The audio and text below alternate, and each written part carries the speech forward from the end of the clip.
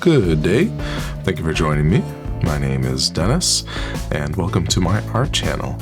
Today we're going to be doing a watercolor, but first I've got a interesting color wheel.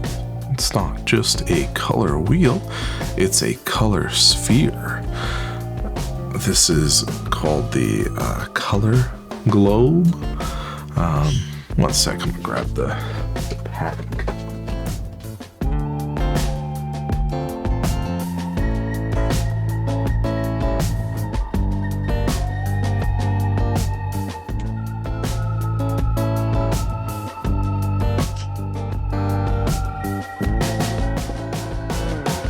Excuse me. This is the mini color globe, a 3D color wheel by Kolormondo. It's not just a color wheel, but it displays the hue, value, and chroma. So a little bit more than just your average color wheel.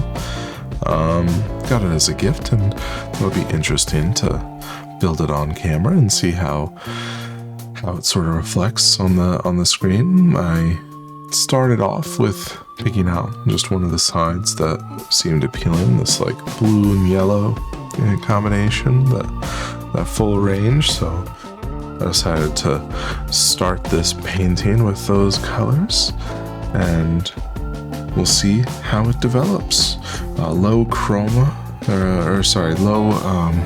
low value, high chroma, and pretty mixed hues. I guess using all the keywords there, that's what I'm going for. But you know, this is a watercolor. I'm not gonna be too rigid with my structure, too predetermined on the composition here. I'm going with some big spots, blotches of color. First the blue, then the yellow, then the purple. Going in with a still large, but still a slightly smaller brush, bringing in a bright cadmium yellow and mixing it in. It does make a high contrast with the violet, as it is a complementary color, opposite sides of the color sphere. Kind of funny to say color sphere. Reminds me of Drake and Josh, the game Sphere. You know, it's cool because it's spherical. Let me know in the comments if you get that reference. Yeah, going in with a lot of yellow now, a couple of different kinds as well, both the medium and the light hues on my palette, as well as following with a bit of the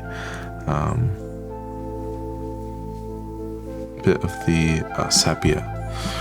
Sorry, I always forget what my brown is on my palette. It's I've been confusing it with umber a lot, but it is sepia. That said, going in with cool colors once again. Now that I've got it a bit too warm, it's a bit balanced onto the warm side again, but I started with blue, so going back in with ultramarine blue, a very bright and shiny one, and mixing right in with yellow makes it a green. All sorts of greens going onto the page here, actually.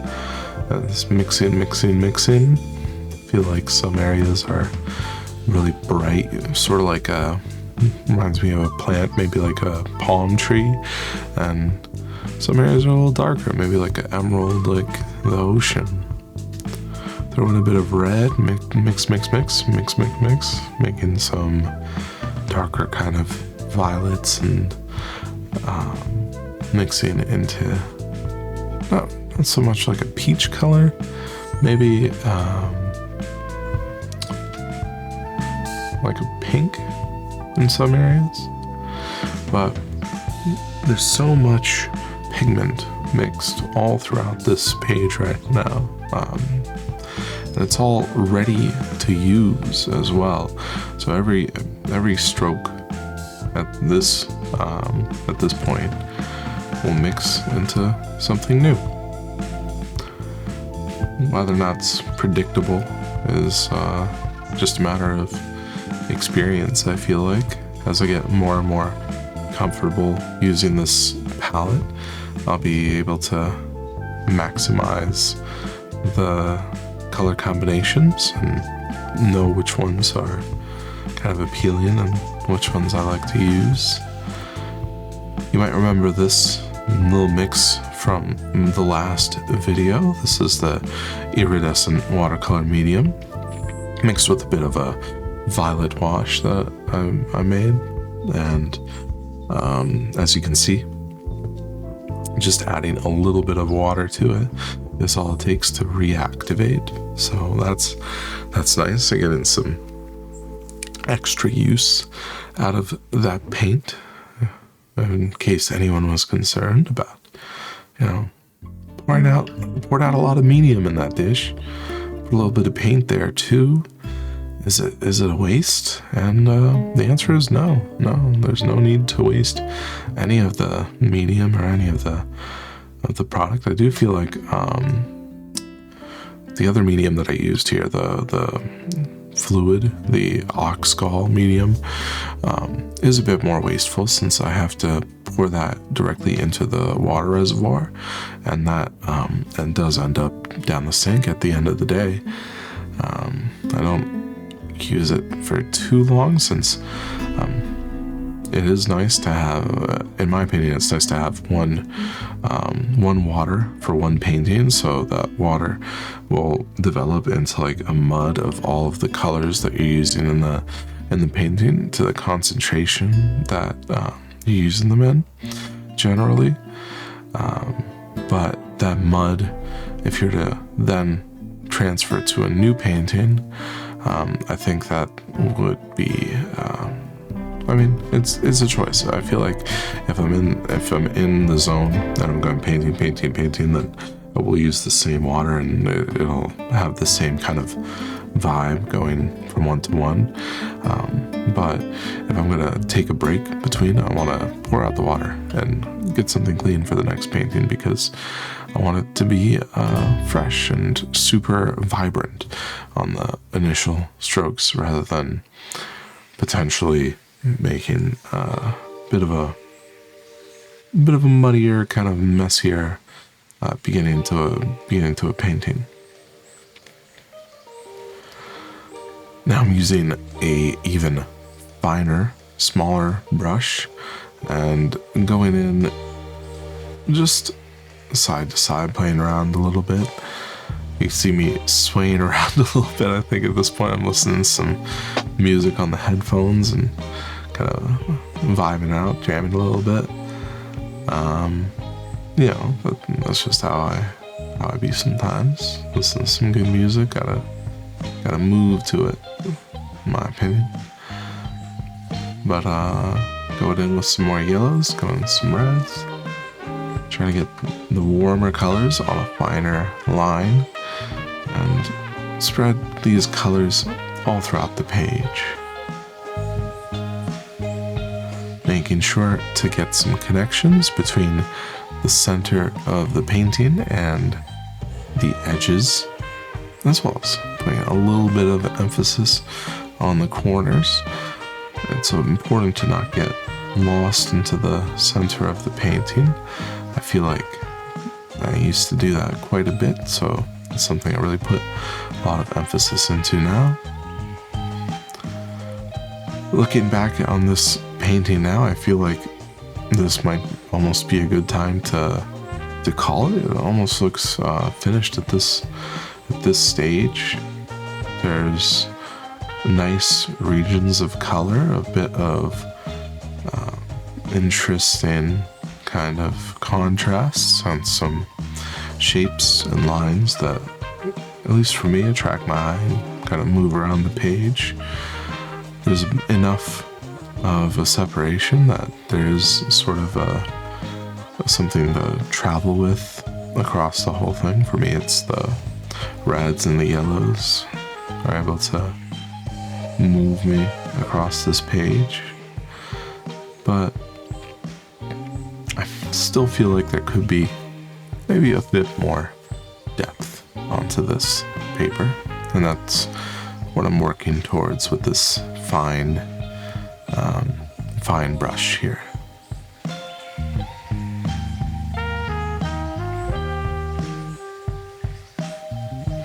Mixing my own darker kind of color, this blue-violet, a unique kind of mix, one that I have not used, I believe, in any of my recent paintings, but I quite like it.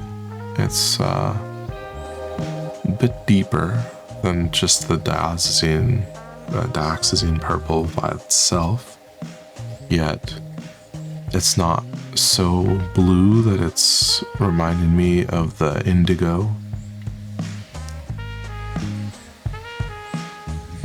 It feels almost like a darker kind of sunset color. Yeah. Let me know what you think about these colors down in the comments below. I'm always interested in your thoughts. Happy to start a conversation about the watercolors, or the colors themselves, the paintings. Thank you. Yeah.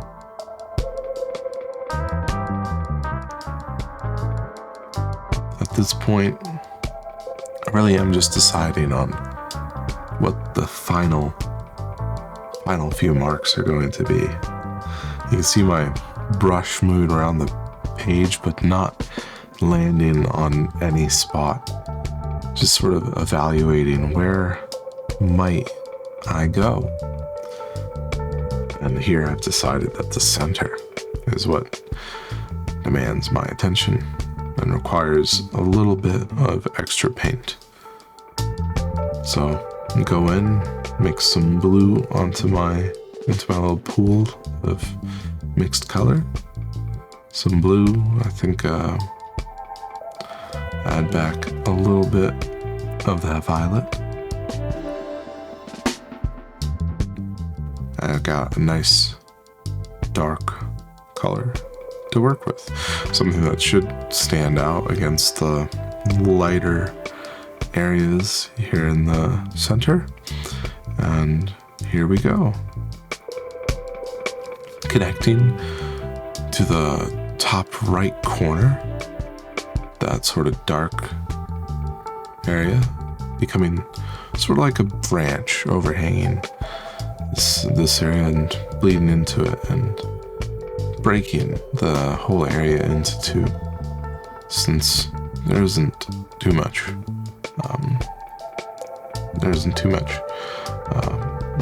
bright blue on the left, and likewise there isn't that bright yellow on the right. There's a bit of a difference in the kind of colors going on.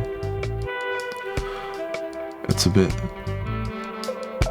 light still, so I'm adding a bit more, but I think a little darkness, a little shade there goes a long way to make the middle of the painting a bit more interesting. I hope it works, but that's up to me to decide.